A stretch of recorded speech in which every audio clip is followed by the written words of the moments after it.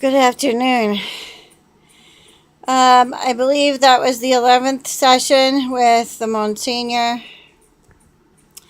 And this week we just went over my musical talent and ability. And he stated that St. Joe sings all the same music that St. Mary sings. And it's a much smaller group, but he thinks I can do it. And he would like me to try it out with St. Joseph's Parish and then again with St. Mary's at a different parish. He thinks perhaps that Father Mark was overreacting to me by making generalized statements as to whether or not the music ministry is good or bad for me. Bad for me is fully, says the Msgr. And that Father Mark tends to make exaggerated statements that a situation and a person is either all good or all bad when it comes to his interpersonal dialogues with people. Not the case when he is giving a sermon. When he is giving a sermon and he prepares it out, he's far more thoughtful than when he is interpersonally relating. But that's some of why he has come across in this way.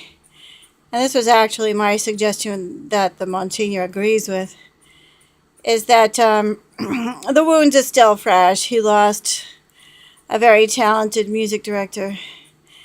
And according to the Msgr's belief, the music director, gave Father Mark a rather short notice.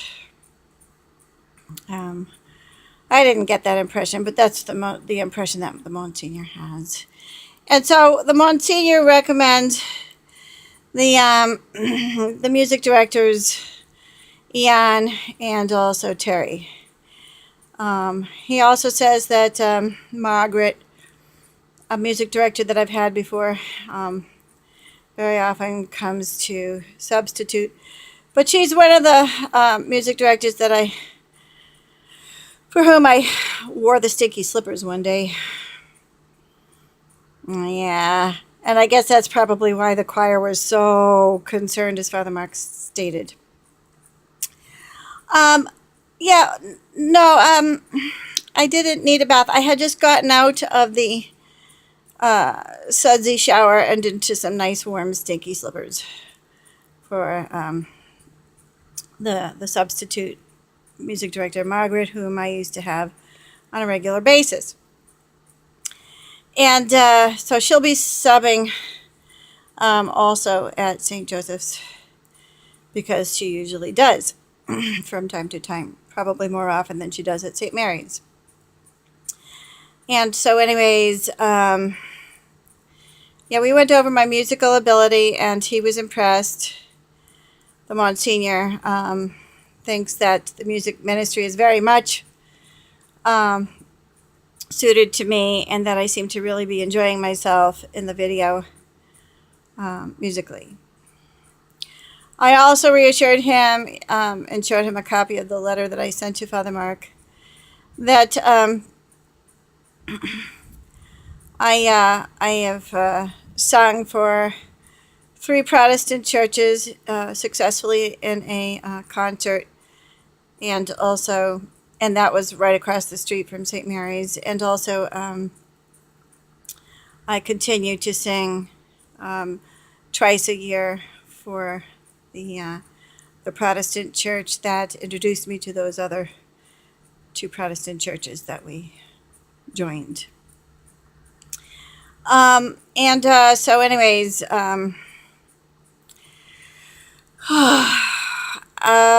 so he's recommending me to Jan, and may also to Terry recommend me.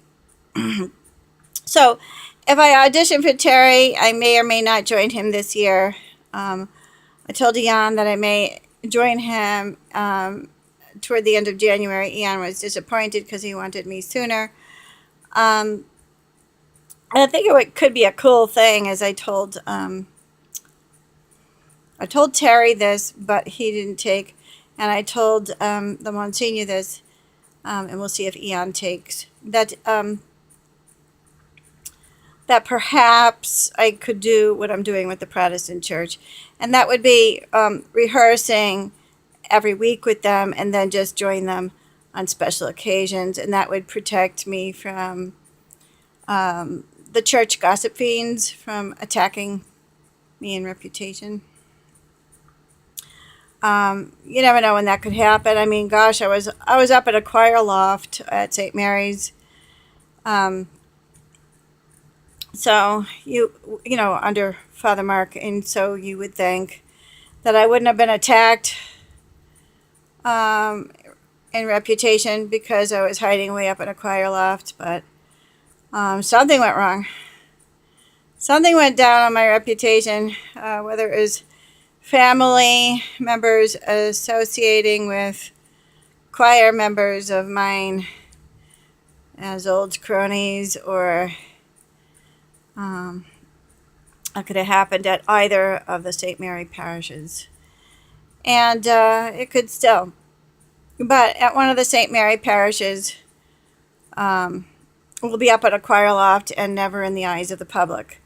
So the St. Mary's that was under Father Mark is in the eye of the public at times, and we were making it onto television, and that could be part of the reason that I was hit with some defamation, perhaps. Because I wasn't aware of the defamation, but I was aware of the attitude change in the musical director. And so I knew that a family member had it in for me at around that time. He had turned my extended family against me, or had fostered gossip that was defamatory in nature, and was venting concerning his beliefs about me, or what he believed I believed about him, which I didn't believe, and this kind of stuff. So we talked about that today with the Monsignor.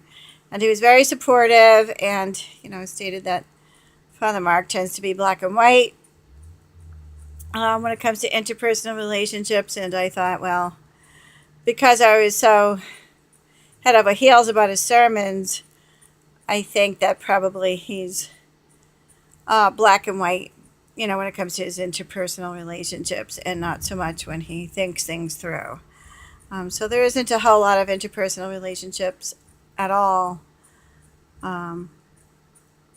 between Father Mark and the choir, but I kind of dragged him into our personal issues when I was having issues with the musical director.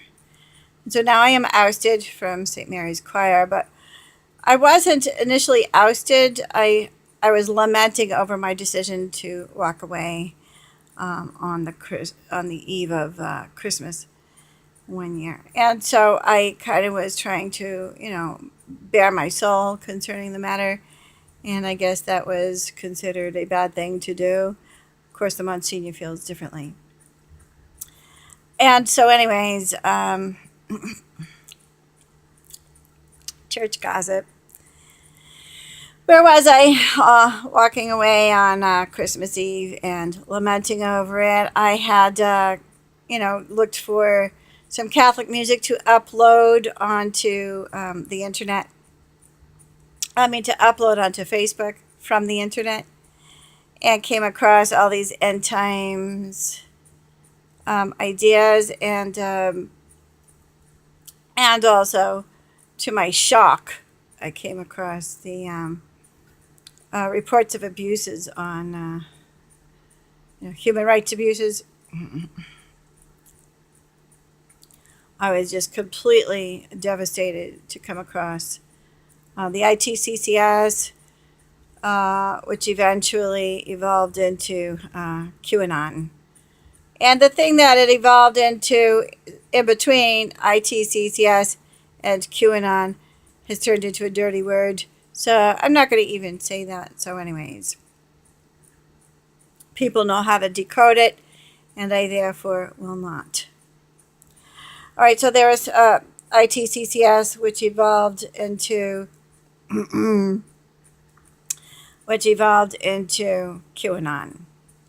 And so I completely absorbed on internet here, trying to figure this out.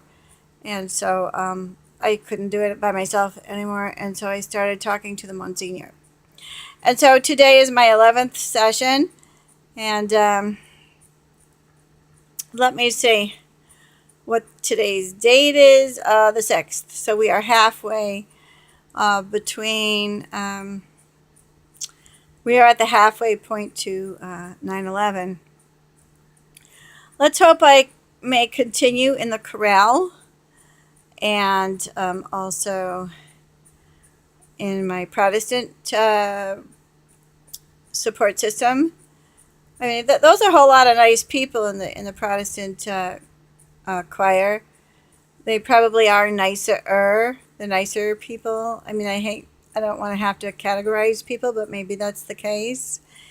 And yeah, I can't I'm having a hard time evicting the Catholic faith from my heart and understanding. So I preferred the St. Mary's that I was singing for over the past 8 years, which I wouldn't have if it was making me miserable, right?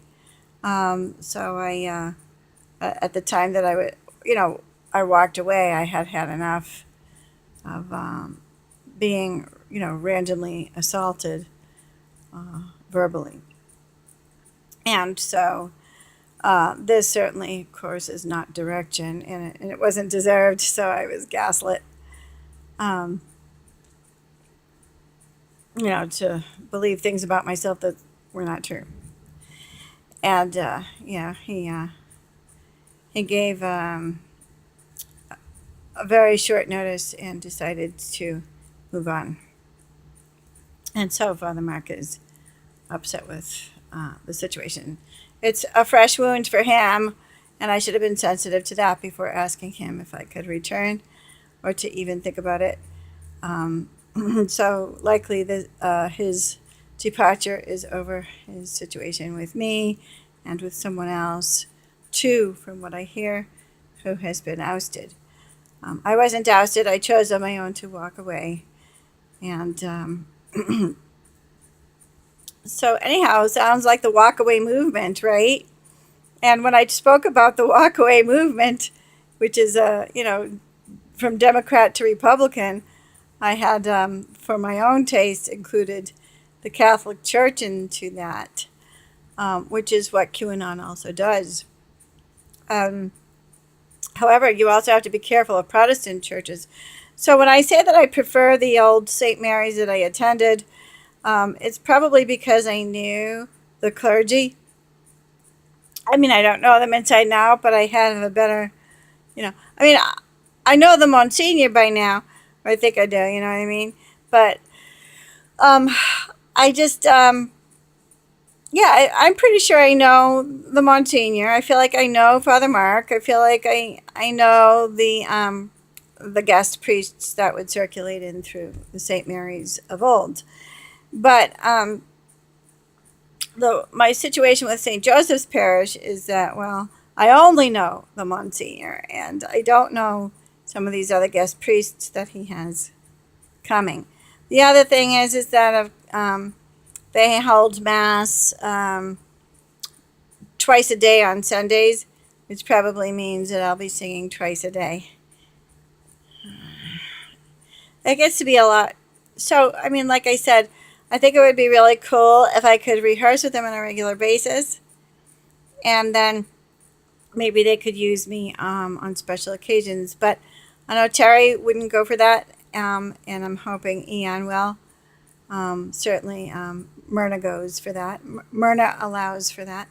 So Myrna is probably the only one that does. I thought I remember the old St. Mary's doing that sometimes too,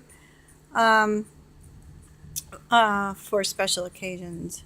But in that case, you would need to be a super professional, probably, which I'm not. I'm just I'm good though. I pass, and the Monsignor thinks so, and they sing all the same music at St. Joseph's as they do at St. Mary's. So I'm trying to remember if there's anything else that we went over today in the session. Just like kind of analyzing personality styles and how people react to one another, and they get a little bits of information and then they make up their own stories in their heads with it. We went over that, and CORI issues, and how I may have been gaslit over that. My CORI says that there isn't one to be found. Then again, they could still get gaslit information about me from the internet. There's no question that people could still do that. But if you go about trying to investigate a CORI in the correct way, without the use of internet, it will read that there is no CORI to be found on me, because there are no convictions. So with other people, they say no convictions, no cases pending. With me, it says there is no CORI to be found. So, I mean, they may be nervous about sealed indictments. The concept of sealed indictments usually only applies to high-profile people. They're not going to seal an indictment on me, on the likes of me, because I'm just a little fish. If I were accused of something, they'd break into my house, handcuff me, and the whole world would know about what I'm accused of. Believe me, the whole world knew that I was accused of when I put my own headlight out, and nobody was hurt, and no property damage, save only to myself when I put my own headlight out. And they made the most out of nothing, which is what they do. They make the most out of nothing and nothing out of something in this country. So I got all the same charges that, somebody that bloodied somebody up would get, and all I did was put my own headlight out. But who knows what the hell they're all gaslit about over there at St. Mary's. We need St. Joseph to come to the rescue, right? I had a dream of that once, speaking of dreams. And I had this concept that St. Joseph was absolutely needed for the church, and that devils can get into the church under St. Mary, but that she will very often defer to St. Joseph for a defender of the church. And so that's what I'm enjoying now with the elderly Monsignor is at St. Joseph's, is that finally somebody is coming to my defense and maybe bringing peace to a situation that the Blessed Virgin couldn't control. Now, why is that? Why would I have an insight like that St. Joseph is the defender of the church, Mary being the church? Supposedly Mary is more powerful in every way, more powerful than all other saints. She's like a twin Jesus Christ in the female form. I think it's just a matter of law and order. I think probably, it's a matter of honor. And so if you need extra protection, do pray your rosaries. If you notice, if you adopt devotion to St. Joseph, which has not been very popular when I put that up, but they flock to Mary. Well, the Hail Marys are largely involved with devotions to St. Joseph. So if you need extra protection, St. Joseph is your man. Our Blessed Mother, for some reason, is experiencing that herself, that she needs his help with us. Even though she's supposedly the most powerful saint. Without honoring St. Joseph, it's Jesus, Mary, and Joseph. That's our Nucleus family. And without honoring St. Joseph, who defended Mary and the child Jesus, we're not going to get very far with Mary either.